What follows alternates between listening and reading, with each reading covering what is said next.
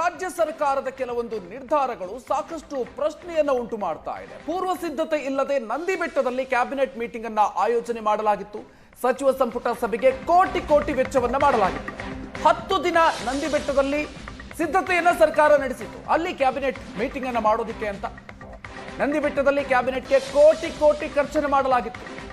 ಸರ್ಕಾರದ ಬೊಕ್ಕಸಕ್ಕೆ ಕೋಟಿ ಕೋಟಿ ನಷ್ಟ ಕೂಡ ಉಂಟಾಗಿದೆ. ಇದರಿಂದ ಆರ್ಥಿಕ ಇಲಾಖೆಯ ಒಪ್ಪಿಗೆಯನ್ನ ಪಡೆಯದೆ ನಂದಿ ಬೆಟ್ಟದಲ್ಲಿ ಕ್ಯಾಬಿನೆಟ್ ಮೀಟಿಂಗ್ ಅನ್ನ ನಡೆಸೋದಕ್ಕೆ ಸಿದ್ಧತೆಯನ್ನ ಮಾಡಿಕೊಳ್ಳಲಾಗಿತ್ತು. ಸರ್ಕಾರದ ನಿರ್ಧಾರಕ್ಕೆ ಆರ್ಥಿಕ ಇಲಾಖೆ ಒಪ್ಪಿಕೊಂಡಿಲ್ಲ.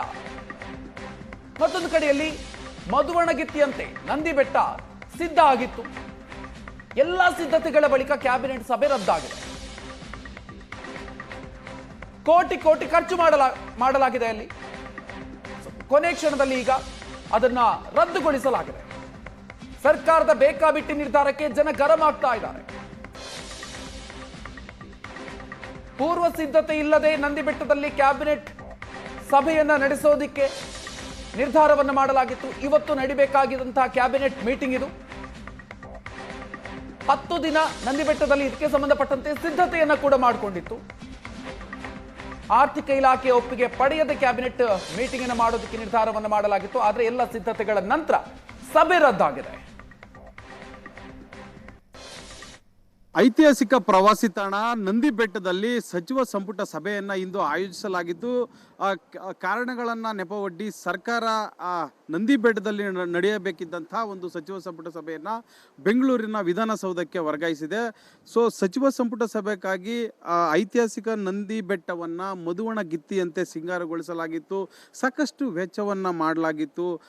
ಸುಣ್ಣ ಬಣ್ಣ ಬಳಿದು ಏನು ಈ ಒಂದು ಮಯೂರ ಸಭಾಂಗಣವನ್ನು ವಿನ್ಯಾಸಗೊಳಿಸಲಾಗಿತ್ತು. ಸಾಕಷ್ಟು ನಿರೀಕ್ಷೆಗಳನ್ನು ಚಿಕ್ಕಬಳ್ಳಾಪುರದ ಜನ ಹಾಗೂ ಬೆಂಗಳೂರು ಗ್ರಾಮಾಂತರ ಕೋಲಾರ ಜನ ಇಟ್ಕೊಂಡಿದ್ರು. ಬಯಲುಸೀಮೆ ಜಿಲ್ಲೆಗಳಿಗೆ ಏನಾದರೂ ಇಲ್ಲಿ ಸಚಿವ ಸಂಪುಟ ಸಭೆ ಆಗೋದ್ರಿಂದ ನಿರೀಕ್ಷೆಗಳನ್ನು ಇಟ್ಕೊಂಡಿದ್ರು. ನೋಡ್ತಾ ಇರ್ಬೋದು, ಮಯೂರ ಸಭಾಂಗಣದಲ್ಲಿ ಈ ಒಂದು ಕಾರ್ಯಕ್ರಮ ನೋಡ್ತಾ ಇರ್ಬೋದು. ಇಲ್ಲಿ ಅಂದರೆ ಸಾಕಷ್ಟು ಸಿದ್ಧತೆಗಳನ್ನ ಮಾಡ್ಕೊಂಡಿದ್ರು. ಸ್ವಾಗತ ಕಮಾನುಗಳಾಗಿರ್ಬೋದು, ಇವೆಲ್ಲ ಕೂಡ ಏನು ಗಣ್ಯರಿಗೆ ಸಚಿವರಿಗೆ ಆಹ್ವಾನ ಕೊಡುವಂಥ ಒಂದು ಬ್ಯಾನರ್ಗಳಾಗಿದ್ದವು. ಸ್ವಾಗತವನ್ನು ಕೋರುವಂತಹ ಒಂದು ಕಮಾನುಗಳನ್ನು ಫ್ಲೆಕ್ಸ್ಗಳನ್ನು ಹಾಕೋದಕ್ಕೆ ಮಾಡ್ತಾ ಇದ್ರು. ನೋಡ್ತಾ ಇರ್ಬೋದು, ಈ ಒಂದು ಮಯೂರ ಸಭಾಂಗಣ ಏನಿದೆ, ಇದೇ ಒಂದು ಜಾಗದಲ್ಲೇ ಸಚಿವ ಸಂಪುಟ ಸಭೆಯನ್ನು ಆಯೋಜನೆ ಮಾಡಲಾಗಿತ್ತು. ಸೊ ಇಲ್ಲಿ ಇವತ್ತು ಎಲ್ಲವೂ ಸರಿ ಹೋಗಿದ್ದಿದ್ರೆ, ಸರ್ಕಾರ ನಿರ್ಧಾರ ಮಾಡಿದರೆ ಇಷ್ಟೊತ್ತಿಗಾಗಲೇ ಸಾಕಷ್ಟು ಸಿದ್ಧತೆಗಳನ್ನು ನಡೆಸ್ತಾ ಇತ್ತು. ನೋಡ್ಬೋದು, ಈ ರೀತಿ ಪ್ರತಿ ಸಚಿವರದ್ದು CM DCM ಸೇರಿದಂತೆ ಪ್ರತಿ ಸಚಿವರ ಒಂದು ಫೋಟೋಗಳನ್ನು ಈ ರೀತಿ ಡೆಕೋರೇಟ್ ಮಾಡಿ ಎಲ್ಲರಿಗೂ ಕೂಡ ಸ್ವಾಗತವನ್ನು ಕೋರೋದಕ್ಕೆ ಸಾಕಷ್ಟು ಸಿದ್ಧತೆಗಳನ್ನು ಕಳೆದ ಒಂದು ವಾರದಿಂದ ಚಿಕ್ಕಬಳ್ಳಾಪುರ ಜಿಲ್ಲಾಡಳಿತ ಹಾಗೂ ಎಲ್ಲ ಜಿಲ್ಲೆಯ ಎಲ್ಲ ಅಧಿಕಾರಿಗಳು ಸಾಕಷ್ಟು ಸಿಬ್ಬಂದಿಗಳು ಕೂಡ ಆಯೋಜನೆಯನ್ನು ಮಾಡಲಾಗಿತ್ತು. ಈ ಒಂದು ಮಯೂರ ಸಭಾಂಗಣಕ್ಕೆ ಈ ರೀತಿ ಮೇಲೆ ನೋಡ್ತಾ ಇರ್ಬೋದು, ಸಾಕಷ್ಟು ವಿನ್ಯಾಸವನ್ನು ಸಚಿವ ಸಂಪುಟ ಸಭೆ ಮಾಡ್ತಾ ಇರೋದ್ರಿಂದ AC ಹಾಲ್ ಆಗಿರ್ಬೋದು, ಈ ಹೊಸದಾಗಿ ವಿನ್ಯಾಸವನ್ನು ಇವೆಲ್ಲವನ್ನು ಕೂಡ ಮಾಡಲಾಗಿತ್ತು. ಕೋಟ್ಯಾಂತರ ರೂಪಾಯಿಯನ್ನು ವೆಚ್ಚ ಮಾಡಿ ಒಂದಷ್ಟು ವಿನ್ಯಾಸವನ್ನು ಈ ಒಂದು ಸಚಿವ ಸಂಪುಟ ಸಭೆಗೆ ಸರ್ಕಾರ ಮಾಡುವ ಉದ್ದೇಶ ಇಟ್ಕೊಂಡು ಸಾಕಷ್ಟು ಸಿದ್ಧತೆಗಳನ್ನು ಮಾಡಲಾಗಿತ್ತು. ನಂದಿ ಬೆಟ್ಟಕ್ಕೆ ಬರುವಂಥ ಒಂದು ಭಾಗಗಳಲ್ಲಿ ದಾರಿಯಲ್ಲೂ ಕೂಡ ದೊಡ್ಡದಾದಂಥ ಒಂದು ಸ್ವಾಗತ ಕಮಾನು ಬೋರ್ಡ್ಗಳು, ಭೋಗನಂದೀಶ್ವರ ದೇವಾಲಯದ ಬಳಿ ಸಾಕಷ್ಟು ಸಿದ್ಧತೆಗಳನ್ನು ನಡೆಸ್ಕೊಂಡು ಏನು ಎಲ್ಲವೂ ಸರಿ ಹೋಗಿದ್ರೆ ಇಷ್ಟೊತ್ತಿಗಾಗಲೇ ಇಲ್ಲಿ ಸಚಿವ ಸಂಪುಟ ಸಭೆ ನಡೆಸೋದಕ್ಕೆ ಎಲ್ಲವೂ ಕೂಡ ಸಿದ್ಧವಾಗ್ತಿತ್ತು.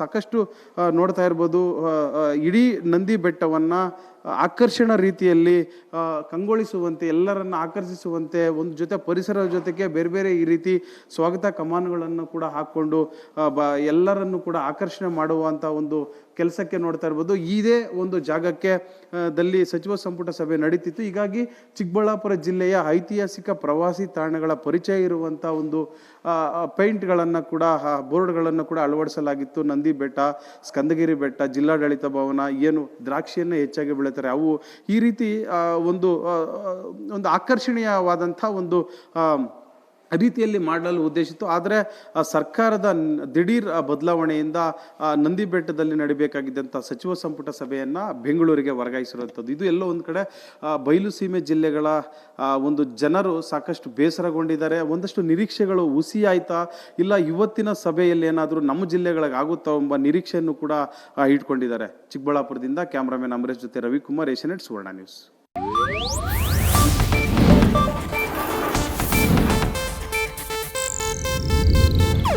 ಇದು ಏಷ್ಯಾನೆಟ್ ನ್ಯೂಸ್ ನೆಟ್ವರ್ಕ್ ಪ್ರಸ್ತುತಿ.